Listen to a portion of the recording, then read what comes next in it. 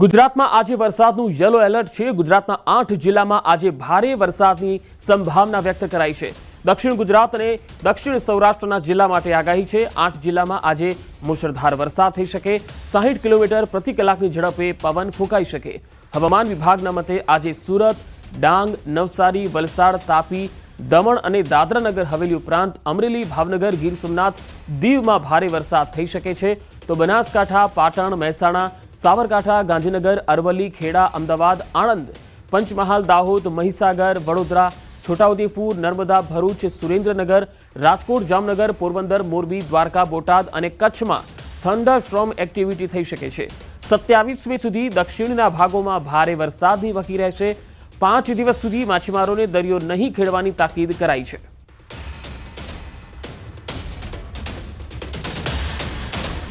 आने वाला अगले 5 दिन तक मतलब 23 से लेकर 27 मई तक हम लोग हेवी रेनफॉल का वार्निंग दे रहे हैं।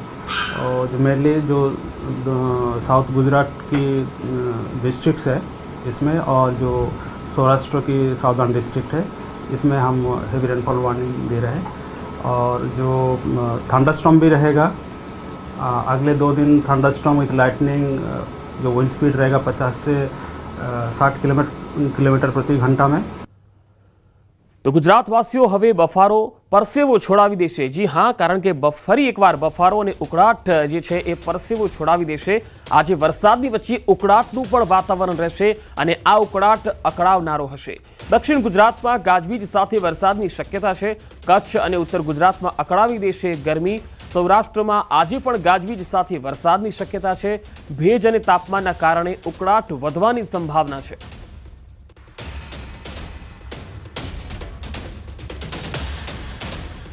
દક્ષિણ ગુજરાતના ઘણા ભાગોમાં સવારથી જ વરસાદી માહોલ છે। સુરતમાં વહેલી સવારથી પવન સાથે વરસાદ શરૂ થયો। પીપલોદ, વેસુ, ડુમસ રોડ, ઉમરા વિસ્તારમાં વરસાદ થયો। વાદળછાયું વાતાવરણ અને પવન સાથે વરસાદ થતા વિઝિબિલિટી ઘટી હતી।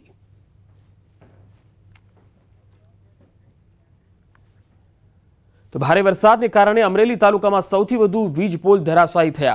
कुल 50 करता वधु वीज पोल धराशायी थया। 39 गामडामां वीजળી गुल थई हती। वरसादना कारणे पीजीवीसीएल विभागमां सौथी वधु नुकसान थयुं। लाठी, चलाला, वडिया, कुंकावाव प्रभावित थया। अमरेली, लाठी, दामनगर, चलाला, वडिया, कुंकावाव विस्तारमां वीज विभागमां भारे नुकसान थयुं। 39 गामडामां वीजળી गुल थई। वरसाद बंध थता पीजीवीसीएल द्वारा कामगीरी शरू कराई। मोडी रात सुधीमां ग्राम्य विस्तारमां वीजળી शरू करवा माटे प्रयास शरू कर्या।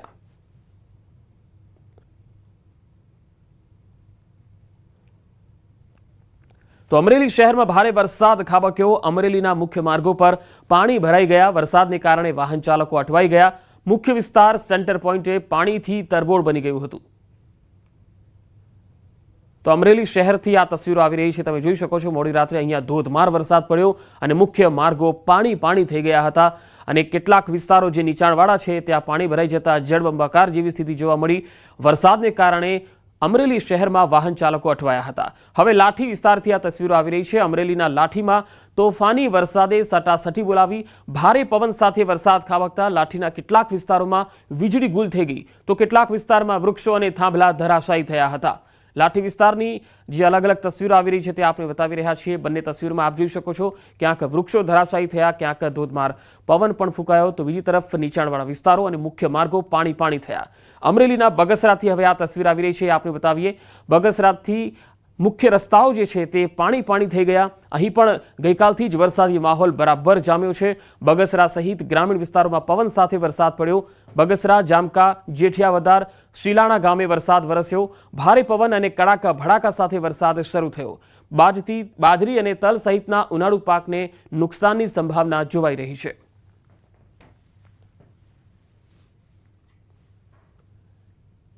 तो वलसाडनी हवे बात करिए। वलसाड जिल्लामां तो आज रेड एलर्ट छे। सवारे 10 वाग्या सुधीमां धोधमार वरसादनी संभावना व्यक्त करवामां आवी छे अने आज सवारे वरसादी माहोल पण देखाई रह्यो छे।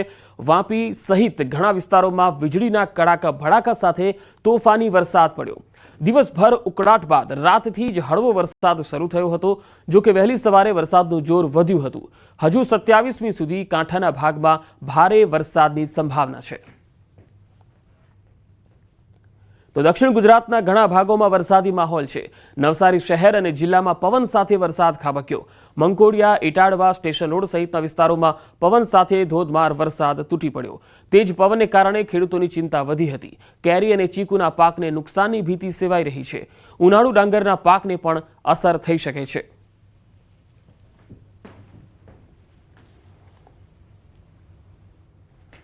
અને હવે વાત વાવાઝોડા પહેલાના મિની વાવાઝોડાની।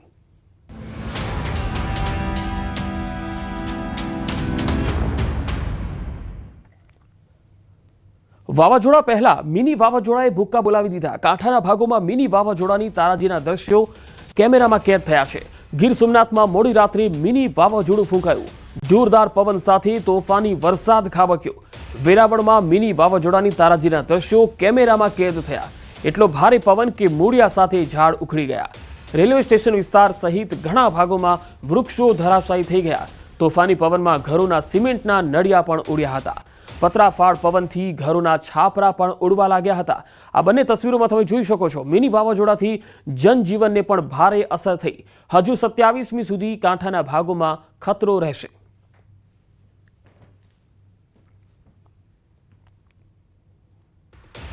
તો ગીર સોમનાથમાં મિની વાવાઝોડાએ કહેર મચાવ્યો છે। લગ્ન પ્રસંગમાં વિલન બન્યું મિની વાવાઝોડું। આ તસવીરો જુઓ। અહીંયા સૂત્રાપાડાના પાંડવા ગામેથી આ તારાજીની તસવીરો આવી રહી છે। લગ્ન પ્રસંગમાં મિની વાવાઝોડાએ કહેર વર્તાવ્યો। તોફાની પવનમાં લગ્નનો મંડપ હવામાં ઉડવા લાગ્યો। પવન સાથે વરસાદથી જાનૈયાઓમાં દોડધામ મચી ગઈ। મંડપ અને ખુરશી ઉડી તો જાનૈયાઓમાં નાસભાગ મચી। જાનૈયાઓએ દોડીને નજીકના મકાનમાં આશ્રય લીધો હતો। લગ્નની સામગ્રી પાણીમાં પલળી ગઈ અને શુભ પ્રસંગમાં તોફાની પવન વિલન બનીને સામે આવ્યો। આ તસવીરોમાં તમે જોઈ શકો છો કે અહીંયા જે મંડપ તાણેલા હતા એ પણ તૂટી ગયા હતા। જબરજસ્ત પવન ફૂંકાયો હતો અને લગ્ન પ્રસંગની જે સામગ્રી હતી એ પણ પાણીમાં પલળી ગઈ હતી।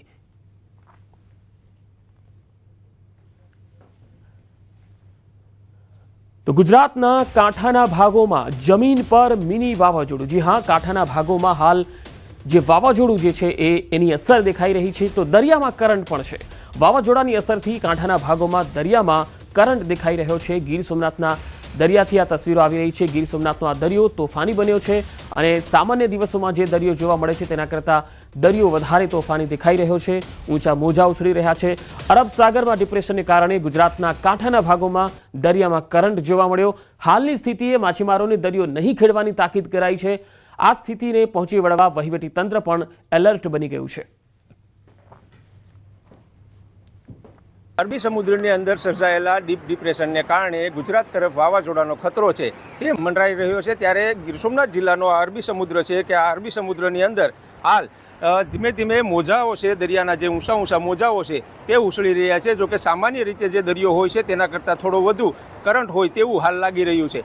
જોકે હાલ દરિયાની અંદર ગીર સોમનાથ જિલ્લાના મોટાભાગના જે માછીમારો હોય છે તેઓને ગઈકાલે જ ગીર સોમનાથ જિલ્લા પ્રશાસન દ્વારા દરિયાની અંદરથી બહાર આવવા માટે સૂચના આપી દેવામાં આવી હતી અને મોટાભાગના માછીમારો છે તે દરિયાની અંદર પરત ફેર્યા છે। જોકે હજુ પણ કેટલાક માછીમારો છે તે બાકી છે અને આ તમામ માછીમારો છે તે આજે બપોર સુધીમાં ગીર સોમનાથ જિલ્લાના દરિયા કિનારા પર પરત ફરશે। ત્યારે ગીર સોમનાથ જિલ્લા પ્રશાસન પણ સજ્જ બન્યું છે, કારણ કે વાવાઝોડું હજી ભલે સક્રિય ન થયું હોય પરંતુ તેમના ભાગરૂપે ગીર સોમનાથ જિલ્લા પ્રશાસન દ્વારા તમામ કંટ્રોલ રૂમ છે, સાથે જે સાયક્લોન સેન્ટર હોય છે કે જ્યાં આગળ દરિયા કિનારે વસતા લોકો હોય છે તેમનું સ્થળાંતર કરવાની ફરજ પડી શકે તે માટે તમામ જે તૈયારીઓ છે તે ગીર સોમનાથ જિલ્લા તંત્ર દ્વારા કરવામાં આવી।